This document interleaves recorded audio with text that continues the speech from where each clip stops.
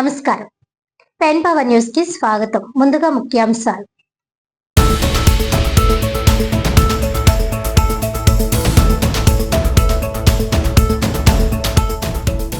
కాకినాడ జిల్లాలో సెల్స్ కు భూములను తిరిగి ఆయా రైతులకు అప్పగించే ప్రక్రియ ప్రారంభం.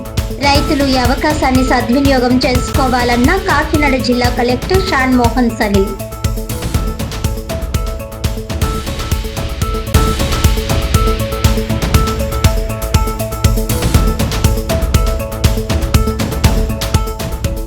జిల్లాలో నిరుద్యోగ యువకులకు ఉద్యోగ అవకాశాలు కల్పించడమే కూటమి ప్రభుత్వ లక్ష్యం.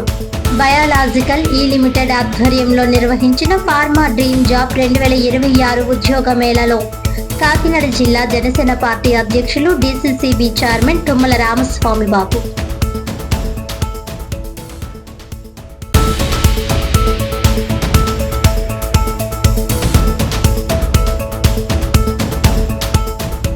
వేట్లపాలెం బాణసంచా పేలుడు ఘటనలో తయారీ కేంద్ర యజమానులను అరెస్ట్ చేసిన కాకినాడ జిల్లా పోలీసులు.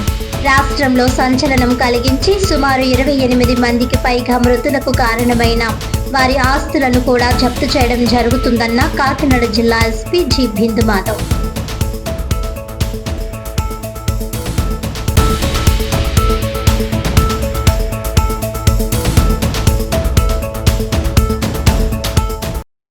డీటెయిల్స్ చూస్తే, రాష్ట్రంలో సంచలనం కలిగించి సుమారు 28 మందికి పైగా మృతులకు కారణమైన వేట్లపాలెం బాణసంచా తయారీ కేంద్రం యజమానులను అరెస్ట్ చేయడం జరిగిందని కాకినాడ జిల్లా ఎస్పీ జి బిందు మాధవ్ వెల్లడించారు. సామర్లకోట మండలం వేట్లపాలెంలోని సూర్యశ్రీ ఫైర్ వర్క్స్ కేంద్రంలో జరిగిన భారీ పేలుడు ఘటనలో ఇప్పటి వరకు 28 మంది మృతి చెందారు. ఈ ఘటనకు సంబంధించి కేంద్ర యజమానులు అడబాల అర్జున్, అడబాల వీరబాబులను పోలీసులు అరెస్ట్ చేసినట్లు కాకినాడ జిల్లా ఎస్పీ బిందు మాధవ్ తెలిపారు. ప్రమాదంలో వారి తండ్రి అడబాల శ్రీనివాసరావు మృతి చెందినట్లు తెలిపారు. అనుమతించిన దానికంటే అధికంగా ముడి పదార్థాలు నిల్వ చేయడం, నిబంధనలు పాటించకపోవడం, అనుభవం లేని కార్మికులను ఎక్కువగా నియమించడం వల్లే ఈ ప్రమాదం జరిగిందని ప్రాథమిక విచారణలో తేలినట్లు వెల్లడించారు. లైసెన్స్ గడువు ముగియబోతుండటంతో అధికంగా బాణసంచా తయారీ చేయాలని యజమానులు ప్రయత్నించినట్లు తెలిపారు. అరెస్ట్ అయిన నిందితులను కోర్టులో హాజరుపరిచినట్లు తెలిపారు. అలాగే నిబంధనలు పాటించని బాణసంచా కేంద్రాలపై కఠిన చర్యలు తీసుకుంటామని హెచ్చరించారు. మృతులు బాధిత కుటుంబాలకు న్యాయం చేయడానికి నిందితుల ఆస్తులను స్వాధీనం చేసుకునే చర్యలు కూడా చేపడతామని వెల్లడించారు. ఫిబ్రవరి 28వ తారీఖు మధ్యాహ్నం 2:15 సామర్లకోట మండలం వేట్లపాలెంలో సూర్యశ్రీ ఫైర్ వర్క్స్ మ్యానుఫ్యాక్చరింగ్ యూనిట్లో ఒక భారీ విస్ఫోటం సంభవించి 20 మంది అక్కడికక్కడే చనిపోవడం జరిగింది. అక్కడి నుంచి ఒక 9 మందిని ఒక హాస్పిటల్కి, 2 వేరే హాస్పిటల్కి, 11 మందిని ఇవాక్యుయేట్ చేసి చికిత్స నిమిత్తం తరలించడం జరిగింది, రెస్క్యూ చేసి.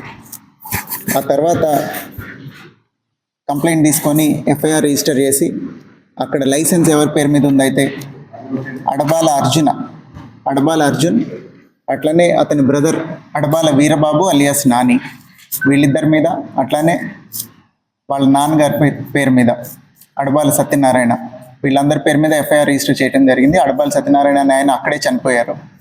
వీళ్ళిద్దరూ అడబాల అర్జున్, అడబాల వీరబాబు అలియాస్ నాని వీళ్ళ కోసం వెతుకుతూ ఉండగా ఈరోజు మధ్యాహ్నం 2 గంటలకి సామర్లకోటలో ఉన్న రైల్వే షెడ్ దగ్గర వీళ్ళు వాళ్ళ లైసెన్సు తదితర కాగితాలు తీసుకొని ట్రైన్ ఎక్కి పరారీ అవడానికి ప్రయత్నిస్తుండగా ఇవాళ అరెస్ట్ చేయడం జరిగింది. వాళ్ళిద్దరిని అరెస్ట్ చేసి ఇప్పుడు రిమాండ్ పెట్టి further investigation will take up. దీనిలో ఫస్ట్ ఎయిడ్ కోసం ఎవరైతే షిఫ్ట్ అయ్యారో, రెస్క్యూ చేసి హాస్పిటల్లో క్రిటికల్లీ ఇంజూర్డ్ ఎవరున్నారో వాళ్ళల్లో ఇంకా 8 మంది చనిపోవడం జరిగింది. పూర్తిగా మృతుల సంఖ్య 28కి పెరిగింది. మిగతా 3 ఉన్నారు. ఒకళ్ళు డిశ్చార్జ్ అయిపోయారు, 2 ఇంకా చికిత్స పొందుతున్నారు. సో ఈ కేసులో ఇప్పటిదాకా వచ్చిన ప్రాథమిక సమాచారం ప్రకారం వీళ్ళకి వ్యాలిడ్ లైసెన్స్ ఉంది. అడబాల అర్జున్ అనే అతనికి లైసెన్స్ ఉన్నా కూడా అతనికి LE1 లైసెన్స్ ఉంది, లైసెన్స్ ఫర్ ఎక్స్ప్లోజివ్స్ కేటగిరీ 1. 15 కేజీల ముడి సరుకు, సల్ఫర్ కానీ వేరే ఇంగ్రీడియంట్స్ కానీ అన్నీ కలిపి 15 కిలోలు అతని ప్రెమిసెస్లో పెట్టుకోవడానికి పర్మిషన్ ఉంది.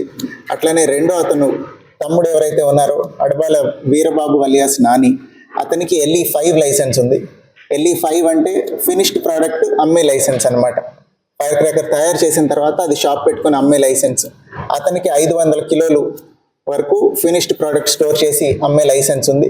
ఈ LE1 లైసెన్స్ ఏదైతే ఉందో అది 2026 సంవత్సరం మార్చి 31కి ఎక్స్పైర్ అవుతుంది. LE5 లైసెన్స్ 2027 సంవత్సరం దాకా ఉంది, వీరబాబు పేరు మీద ఉన్నది. వీళ్ళు ఇప్పుడు ఈ లైసెన్స్ ఎండ్ అయిపోతుందని ఎక్కువ రా మెటీరియల్ తెచ్చుకొని, అతని తమ్ముడికే LE5 లైసెన్స్ ఉంది కాబట్టి ఫినిష్డ్ ప్రోడక్ట్ అక్కడ పెట్టేసుకుంటే తర్వాత అమ్మి ఎక్కువ మొత్తంలో డబ్బు సంపాదించవచ్చని, దాంతోపాటుగా జగ్గంపేట మండలం మల్లిసాలలో సింగారమ్మ తల్లి జాతర ఒకటి 3వ తారీఖున జరగాల్సింది. ఆ 3వ తారీఖున జాతరలో నైట్ టైం క్రాకర్స్ పేల్చడం వీళ్ళు ఒక 9 సంవత్సరాల నుంచి చేస్తున్నారు. వీళ్ళ కుటుంబం తరఫున, వీళ్ళ ఇన్లాస్ ప్లేస్ అది అత్తారు ఊరు. సో అక్కడ night time fire crackers display పెట్టడం కోసం ఈ 2 కారణాల నిమిత్తం ఎక్కువ మోతాదులో తెచ్చుకొని ఉంటారు, పర్మిసిబుల్ లిమిట్ కన్నా ఈ రా మెటీరియల్స్ అనేది ప్రాథమిక సమాచారం. వాళ్ళకి లైసెన్స్ ఉన్నా కూడా వాళ్ళ నిర్లక్ష్యంతో ఎక్కువ మంది వర్కర్స్ని ఎంగేజ్ చేయటం, అట్లనే ఎక్కువ మోతాదులో ముడి పదార్థాలు, బేసిక్ ఇంగ్రీడియంట్స్ ఏవైతే ఉన్నాయో అవి తీసుకురావటం వలన రాంగ్ హ్యాండ్లింగ్ జరిగినప్పుడు ప్రెషర్ సెన్సిటివ్ మెటీరియల్స్ ఇవన్నీ ఇప్పుడు కొంత రాపిడ్ వల్ల కానీ ఏదైనా రాంగ్ హ్యాండ్లింగ్ జరిగితే బ్లాస్ట్ అవటం జరుగుతుంది. ఒక చోట బ్లాస్ట్ కనుక జరిగితే ఇట్లాంటి చోట్ల RFSL ఫస్ట్ విజిట్లో కూడా చెప్పింది, ఆ షాక్ వేవ్ వల్ల ఇంకా విడిగా ఉన్న పేలుడు పదార్థాలు ఏమున్నాయో అవన్నీ కూడా డెటనేట్ అవడం జరుగుతుంది, బ్లాస్ట్ అవుతాయి. సో అట్లా జరిగి ఉంటుందని ప్రాథమిక సమాచారం. వీళ్ళిద్దరిని అరెస్ట్ చేసి రిమాండ్ పెట్టిన తర్వాత పోలీస్ కస్టడీకి కూడా తీసుకోవడం జరుగుతుంది. వీళ్ళిద్దరూ అట్లనే వీళ్ళ కుటుంబ సభ్యుల పేర్ల మీద ఉన్న ఒక 11 బ్యాంక్ అకౌంట్లు కూడా ఫ్రీజ్ చేయడం జరిగింది. ఫర్దర్గా ఇన్వెస్టిగేషన్లో ఇంకా ఏదైనా ఫ్యాక్ట్స్ వస్తే ఎస్టాబ్లిష్ చేసి తొందరగా ఛార్జ్ షీట్ వేసి వీళ్ళకి శిక్ష పడేలాగా అన్ని చర్యలు తీసుకోవడం జరుగుతుంది.